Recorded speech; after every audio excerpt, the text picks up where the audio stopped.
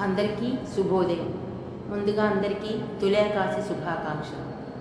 మనం ఆషాఢ మాసంలో పౌర్ణమి ముందు వచ్చే ఏకాశిని తులాకాశి అనుకుంటాం. అంటే మొదటి పండగగా చెప్పుకుంటాం మనం కొత్త సంవత్సరంలో. తులాకాశి సందర్భంగా ముందు మనం వెంకటేశ్వర స్వామి ధ్యానం చేసుకుందాం.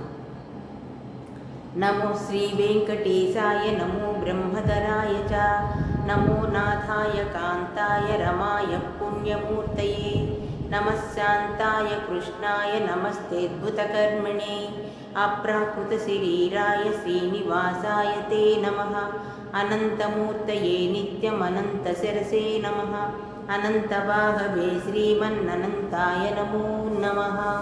శ్రీవత్సవక్షసం శ్రీశం శ్రీలోలం శ్రీకరగ్రహం శ్రీమంతం శ్రీనిధిం శ్రీజ్యం శ్రీనివాసం భజే నిశం. వెంకటేశ్వర స్వామి తర్వాత మనం లక్ష్మీదేవి ధనదాదేవిని పోల్చుకున్నాం.